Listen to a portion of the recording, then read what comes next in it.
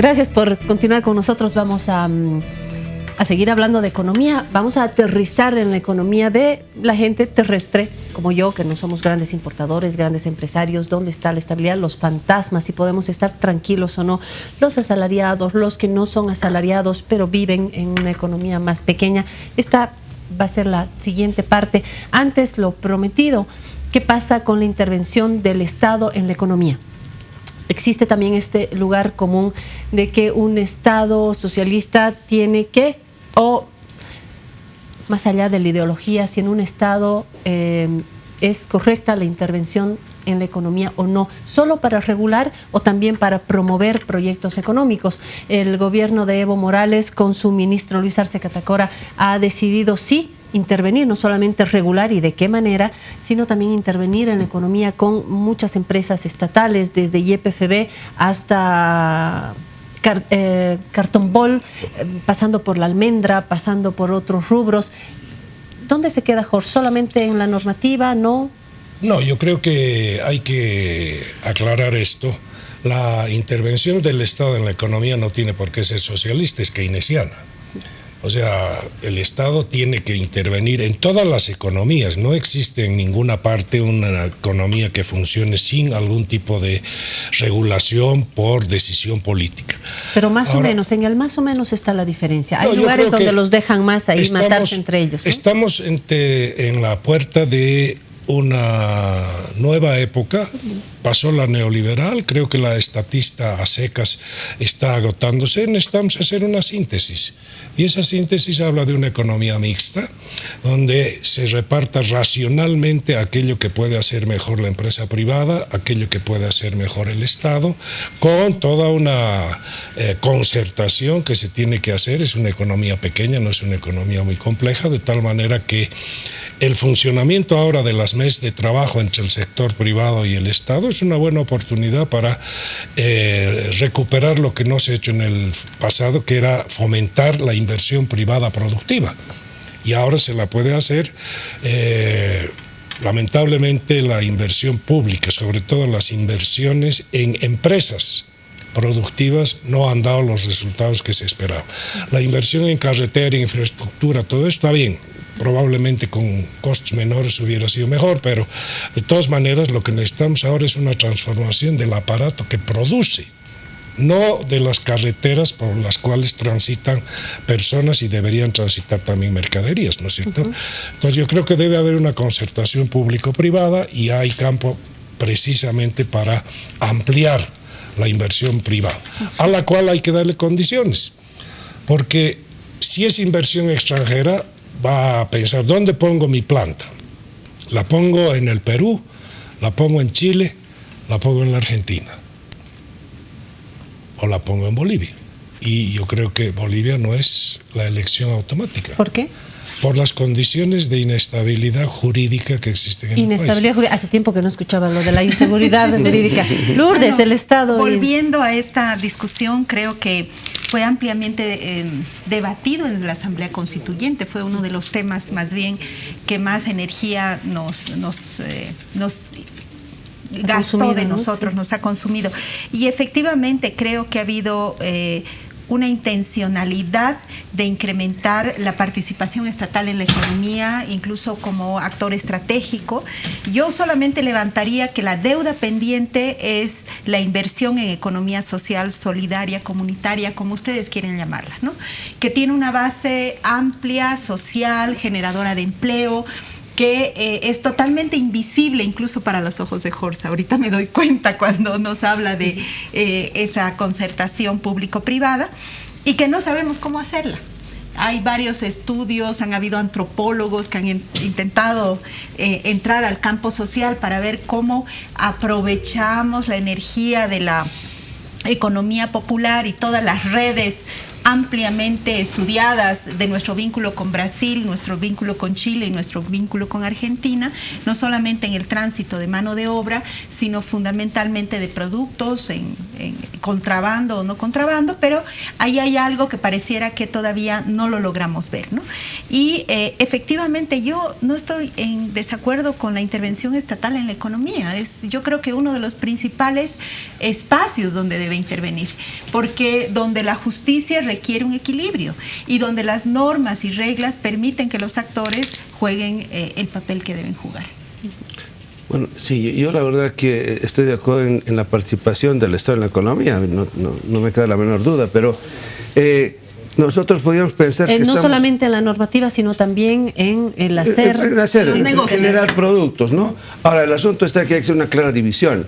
El Estado no debería meterse a hacer papel ni cartón. Para mí eso es clarísimo. Por ejemplo, el hecho de que tengamos una empresa, un monopolio de empresa para ciertos vuelos, ¿no? Solamente estatal, tampoco, porque creo que la competencia en eso y con una empresa privada más fuerte podría ser demasiado, puede que sea increíblemente útil. ¿En qué otros sectores puede ser útil? Porque yo tengo en la mente, claro, tengo YPFB, tengo BOA, ¿dónde apostamos? ¿Dónde a ver, cuando hablamos de YPFB, yo lo dejaría en el Estado, pero le pondría un régimen regulatorio, no en el sentido de la regulación que tú hablabas, que por ejemplo le pusieron a la banca. No, si la banca no se asfixia es porque realmente está sólida ahorita. Es porque gana mucho. Y sigue ganando mucho, ¿no? Ese tipo de restricciones a mí me parecen totalmente negativas para la economía. Pero una regulación en el sentido de un aparato regulador que... Pero en la banca sí está de acuerdo, en la regulación en la banca. Claro, pero ha ido de mal a peor, o si quieres, de buena a mala, ¿no? Es decir, para mí la regulación en este momento en la banca es una regulación que ha perdido su glamour. ¿Okay? No es la misma que se tenía hace un tiempo. Sí. Han ganado glamour los que se prestan plata y que hoy pueden hacerlo a intereses más interesantes. Pero eso viene de la bolivianización. No viene por el lado de la agencia, de la autoridad financiera. Cuando hablo de regulación, por ejemplo, ¿a qué se ha reducido la autoridad de hidrocarburos? Se ha reducido a fijar tarifas, no a ver cómo está operando yacimientos. ¿Hay alguna supervisión respecto a cómo maneja los recursos que recibe de las transnacionales que todavía operan en Bolivia? Yo no lo conozco. Entonces, ¿quién se regula? Se autorregula yacimientos. Y se autorregula tanto que ha caído en una corrupción impresionante. Y yo me imagino que la suspensión del contrato para el polietileno y el propileno no es una cuestión, no vamos a poder hacerla, no. Es una cuestión, ya ahí olía algo mal. Y el presidente actual ha dicho, la freno. No es para ahorrarnos plata, no es para austeridad. ¿Y eso por qué? Porque se ve en todas las acciones de yacimientos algo asaltado por el lado de la corrupción. Entonces, ahí se requiere una regulación real, efectiva, que pueda evitar ese tipo de situaciones. Y eso supone una regulación que de alguna manera tenga una independencia del aparato estatal, del Ejecutivo, algo que en la concepción actual del gobierno no existe, porque tiene que controlar el legislativo, tiene que controlar el judicial, y además el aparato regulador lo ha puesto subordinado al poder ejecutivo. Está más de moda hoy hablar de corrupción que de seguridad jurídica, porque hay modas también. Pero Horst volvió a poner el dedo sobre la seguridad jurídica. Antes de hablar de corrupción, ¿hay seguridad jurídica para inversores extranjeros? Bueno, aunque pueda haber la seguridad jurídica, porque hay una ley de inversiones, que ¿La hay? Hay una ley de inversiones. Sí, ¿Hay seguridad jurídica? No, pero esa ley de inversiones es una ley de inversiones, es algo así como que yo te invite a mi casa, pero no te diga ni dónde vivo ni a qué hora vayas. ¿No? Esa es o sea, o más bien, ¿sabes qué? ¿Qué no te gusta? Eso te voy a invitar. Bueno, entonces no vas a ir a mi casa, ¿no es cierto? Esa es la ley de inversiones que hay en este momento. Ha hecho todo lo posible por no alentar. Ha ido a darse grandes vueltas, invitaciones a Inglaterra, a Estados Unidos, pero llegó el momento, yo no sé si han conseguido un inversor. ¿Qué dice Lourdes sobre el tema? Que yo creo que hay un conjunto de factores para hacer la seguridad jurídica, ¿no? La ley de inversiones es uno, pero estamos hablando, por ejemplo, de la presión en cobros fiscales, el incremento salarial. Todo eso hace a un clima adecuado de las inversiones, ¿no? Que se suman, digamos, ¿no? Se suman y que podríamos decir, por lo menos solo atraemos inversiones de riesgo, no atraemos inversiones de más largo plazo, ¿no? Y casi son oportunidades de negocios, ¿no? Y estoy imaginándome toda la inversión china en infraestructura, servicios y ahora comunicaciones, pero no estamos pensando en una inversión seria, sostenida, que es la que necesitamos. Aunque el Repsol, por ejemplo, están encantados de la vida, están como perro con dos colas, con inversiones hasta no sé qué año, están encantados. No sé, los de Repsol. ¿Cómo será? Yo digo, ¿cómo será? ¿Cómo será? Oh, bueno. Por ejemplo, Total sí claramente fue una doblada de mano para que se quedaran, ¿no? Con los franceses. Ahora sí nos vamos a la corrupción. Un previo. Yo creo que la solución tendría que ser para empresas de la envergadura de YPFB y con la importancia que tiene para el resto de la economía en su conjunto, un buen gobierno corporativo. Hay normas que deben regular no solamente desde afuera por la institución de la autoridad regulatoria, sino por la forma de estructurar las decisiones y responsabilidades dentro de la propia empresa. No puede ser que en 11 años no se haya nombrado a un presidente ejecutivo por la vía legal. Todos son interinos. Y los interinos son porque son fáciles de despedir. Esa es la característica del interino, ¿no? Se designa y se despide a dedo el rato que sea conveniente. Eso da incertidumbre. Y por otra parte, no habiendo un directorio de verdad que asuma las responsabilidades, estamos poniendo en riesgo a el pilar de nuestra economía que se ha convertido en los pasados años. Tema de Corrupción. Bueno, la corrupción yo creo que está siendo manejada de una manera superficial. Yo creo que hay una preocupación. Primero, la dimensión es muchísimo mayor que en el pasado y eso debe en gran medida a que también la magnitud de los recursos que han estado disponibles es mayor. Pero no hay que olvidar que la corrupción tiene dos partes. El que recibe el soborno y el que corrompe. Y en este caso es claramente el sector privado el que corrompe. ¿Qué es Odebrecht? Es una empresa privada que ha corrompido en América Latina, en todas partes, al servicio de la adquisición y la obtención de grandes contratos y que ha lamentablemente desinstitucionalizado muchas cosas en países grandes. Entonces, los contratistas son uno de los sectores hoy en día que son automáticamente sospechosos de generar corrupción cuando las licitaciones no se hacen siguiendo los pasos legales, sino se hace por invitación directa. Lourdes, ¿cuáles serían las recomendaciones ahora que ingresa? Tiene que ver con la persona también, obviamente tiene que ver con una política, pero también tiene que ver con el carácter de la persona. Ya no está Arce, pero está su mano derecha y su mano derecha le ha acompañado desde que ha iniciado su trabajo como ministro. Ya, pero ese chango, van a decir los de la COP, nos lo comemos. Y los de la empresa privada van a decir, con él vamos a poder, de repente es más flexible. Interviene mucho las características de la persona, por muy mano derecha que haya sido del ministro. ¿Cómo le irá al nuevo ministro? ¿Qué pronóstico hace? Previamente quisiera seguir esta idea de la corrupción y de el riesgo institucional que esto implica, ¿no? Estamos hablando de que mayor intervención estatal en la economía pareciera tener su talón de Aquiles en la corrupción, ¿no? Ahorita Brasil es, digamos, uno de los casos emblemáticos. El desafío más grande de China en este momento es su lucha contra la corrupción, es decir, no es un tema porque Bolivia sea un país chiquito y somos corruptos de naturaleza. Yo creo que ahí se necesita, lo que Jorge decía, pensar la institucionalidad, no solamente la buena voluntad o la no, digamos, la probada, ¿cómo se puede decir? Buena fe del gestor público, ¿no? Tenemos que imaginar instituciones que nos permitan hacer un control transparente, un control de información y que nos permita luchar con esto que se llama... Se supone que las tenemos, ¿no? Pero no están funcionando. Jorge marcó una cosa importantísima. Si tú 11 años no has logrado institucionalizar un puesto clave como la presidencia de yacimientos, creo que no hay una voluntad de dejar a esa empresa autónoma, ¿no? Porque si tú pones a dedo un liderazgo, quiere decir que tienes también mayor control sobre él. Pero ese no es el cinturón anticorrupción, ¿no? No es solo eso, es crear justamente toda esta institucionalidad que nos permita tener cuerpos corporativos, de gerencias corporativas que nos permitan mayor transparencia y control. Yo no encuentro la receta, sobre todo cuando vemos los casos de corrupción en Brasil, en España, en todo lado.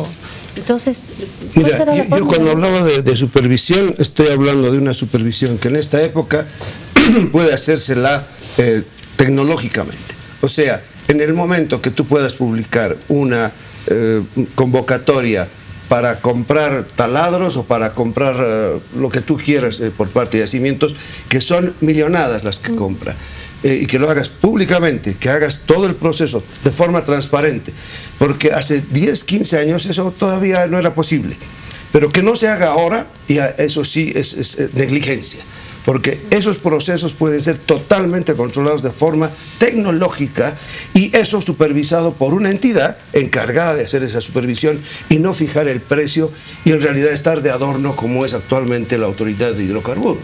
O puedes pensar en la Autoridad de Electricidad o la Autoridad de Pensiones, que al final se han vuelto agencias de empleo, pero no son entidades que efectivamente supervisan a sus sectores. Vuelvo al carácter, vuelvo a la parte psicológica del programa. ¿Se van a querer comer al brazo derecho de Arce ahora? ¿O los trabajadores o los empresarios privados? ¿Cómo lo ven? No, yo creo que sería subjetivizar demasiado la situación el creer que todo depende de una persona, de su carácter, de sus atributos. No todo. Yo creo que hay una cobertura institucional. El Ministerio de Economía y Finanzas Públicas es una burocracia enorme, es probablemente una de las que más ha crecido, incluso tiene un edificio monumental que han inaugurado hace poco y todo eso va a seguir funcionando. Por lo tanto, no está desamparado el sustituto, tiene parcialmente... Pero el edificio no le va a proteger, le protegerá la coherencia. Pero impone. Más me preocupa heredar una figura tan importante y darme la libertad de hacer cosas innovadoras. Yo no sé si él va a tener esa posibilidad, digamos, ¿no?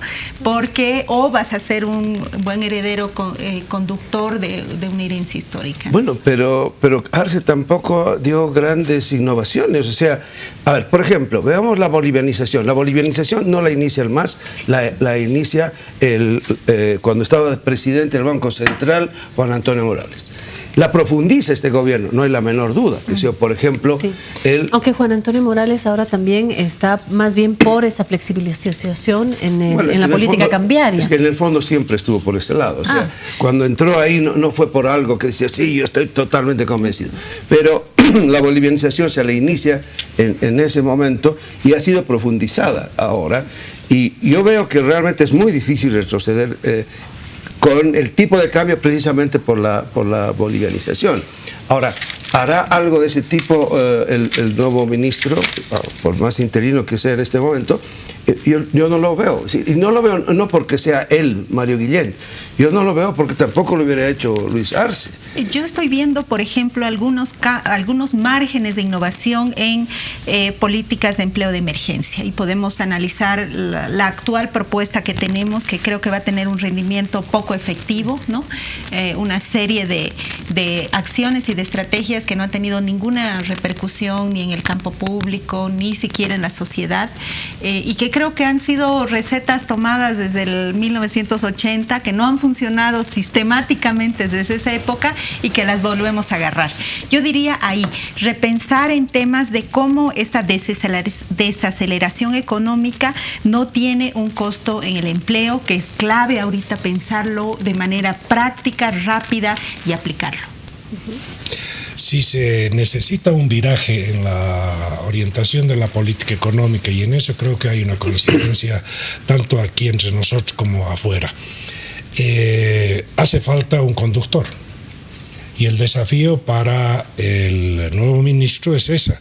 ¿Será el conductor o tendrá que armarse un equipo en 2 o 3 ministerios para administrar el viraje que se tiene que hacer? ¿De qué cancha estamos hablando? Hablamos de economía, ¿y cuáles son los ministerios clave Yo para creo poder que hacerlo? hay 4 ministerios que se tienen que juntar, 3 ministerios y una institución monetaria. Se necesita el Ministerio de Planificación, el Ministerio de Trabajo, el Ministerio de Hacienda y el Banco Central. En cierto momento, en 1985, se hizo una junta monetaria que estaba compuesta por estos ministerios para administrar la política financiera, la política económica y la política social de manera armónica. Entonces, si se juntan esos ya como pares y no como primus inter pares que tenía anteriormente el ministro Arce, pueden llegar a administrar correctamente la reorientación de las prioridades de la política económica, financiera y social. Horst, pero usted está hablando como si no hubiera ese poder arriba, como si fuera de, armo mi equipo, Banco Central, este ministerio, el otro ministerio. Un ratito. Bueno, entonces vamos a la vicepresidencia. Vamos a la vicepresidencia y a Evo Morales, porque ahí también se están articulando los mandos, pues, que para eso están también, ¿o no?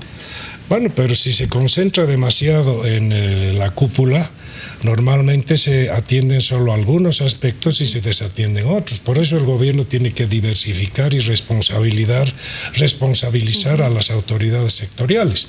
Si todo va a ser definido en la Ayacucho y su ramificación hacia la plaza, entonces muchas cosas van a quedar pendientes. No se pueden hacer porque el tiempo no alcanza. Volvemos al centralismo. Y yo agregaría ahí un actor interesante que es el viceministerio de autonomías, ¿no? Porque parte yo estaba en Evo Morales y usted se bajó al viceministerio. ¡Qué Contreras! Porque el tema de la desaceleración económica, sobre todo a niveles subnacionales, se está sintiendo muchísimo por la baja inversión de los gobiernos subnacionales, ¿no? Y yo creo que ahí habría una ficha clave para hacer planificación estratégica, ¿no? Comenzar a acelerar procesos, incluso administrativos de inversión pública a nivel subnacional, creo que es una acción urgente. Sí, mira, yo estoy de acuerdo por la línea que ibas tú, Claudia, y es que la decisión, la claridad en este momento tiene que estar en la cabeza y tiene que ir a ver formas de cómo se van a generar alianzas estratégicas, alianzas muy positivas entre el aparato estatal y el sector privado. Creo que se puede hacer esto y en el sector privado, no solamente el privado nacional, sino también el privado extranjero, pero ¿eso qué supone? La claridad en las normas. Se tienen que modificar muchas normas. Hacer empresa en Bolivia no solo es difícil por ciertos cambios que se pueden dar políticos, sino es difícil el organizar una empresa que jurídicamente ya empiece a funcionar. Si se tarda horrores y una vez que la tienes ya funcionando, cualquier mínimo error en la declaratoria de impuestos o cualquier otro tipo, incluso hasta el pago a las AFPs, te viene una multa. Cualquier situación que tiene que ver con multas se coloca en UFBs y eso hace que aumenten los costos por mínimos errores. Y hay mucha gente que prefiere mantenerse en el sector informal que formalizar. ¿Por qué? Porque no conviene ser formal. Lo formal supone más cargas en vez de que sea una manera de facilitar. Y esa claridad tiene que venir de arriba. Tengo apenas 2 minutos. Voy a lo prometido. El cucu de los niños es el cucu va a venir y de los adultos es la economía. Entonces, en este momento de transición, ¿cuáles son los fantasmas o no hay que tener fantasmas para una periodista como yo, asalariada, un fotógrafo como nuestro colega que nos está esperando detrás de cámaras, el portero de mi edificio, tengo una amiga que vive de una pequeña empresa de decoración de interiores, mi mamá que vive de su renta, todas estas personas que formamos parte de esta base? ¿Tenemos que tener miedo a algo? ¿Hay algún fantasma o puedo dormir tranquilo? En este momento yo diría que no hay necesidad de tener miedo como ciudadano consumidor y eventualmente asalariado. El problema central para la economía boliviana está en la incertidumbre de nuestro sector hidrocarburos. No tenemos control sobre el precio del petróleo, que es el referente sobre el cual funcionan nuestras ventas a la Argentina y el Brasil, y tenemos que renegociar dentro de máximo 2 años los contratos con Argentina y Brasil. Ya las noticias dicen que los nuevos contratos serán 50% de volumen de los anteriores. Pero ¿de qué están dependiendo? De que haya suficientes reservas. Y para que haya suficientes reservas tienen que haber exploración, y eso es costoso y tampoco se tienen resultados a muy corto plazo. Yo creo que el problema está en el sector hidrocarburos y sus repercusiones posteriores sobre el resto de la economía. Ahí habría que ponerle el mayor empeño y esfuerzo de parte del país de hacer las cosas bien. No viene el cucu, Alberto. Yo veo el cucu en el desempleo, la verdad. Yo creo que está aumentando el desempleo. Hay sectores que estaban mucho más activos antes, como la construcción, el propio turismo. Hace poco mi esposa estuvo en Sucre y me dice, lo que vimos hace 2 años ya no es lo mismo, ha caído considerablemente. Y el turismo es una de las industrias que da más trabajo y ha estado generando un gran movimiento. Entonces yo veo el problema por ahí y se va a agravar el año que viene, porque va a aumentar también el déficit fiscal. No viene el cuco. Creo que todos coincidimos que no es tiempo de medidas traumáticas, de que incluso el tipo de cambio no va a ser algo radical y acelerado que se pueda implementar. La desaceleración económica en general y la sensación de contracción nos puede volver actores económicos más conservadores. Eso puede desembocar en mayor desempleo abierto, que generaría mayor desaceleración económica, ¿no? Y ahí sí la presión en cobros fiscales es un factor clave que yo creo que el Estado puede atender. Muchas gracias. Concluye el tiempo. Gracias, Jorge Greve, Lourdes Montero, Alberto Bonadona, por haberme ayudado a comprender, por haber brindado usted este diálogo que nos esclarece desde lo macro hasta la situación de nuestro bolsillo, que son los temores que tenemos como ciudadanos y temor como país también. No viene el cucu, pero hay que estar atentos desde las autoridades, un correcto manejo, y nosotros también, que estamos manejando nuestra economía cada día y estamos tratando de ser resilientes desde nuestra economía casera. Ha sido un placer estar con ustedes y la próxima semana con otro tema.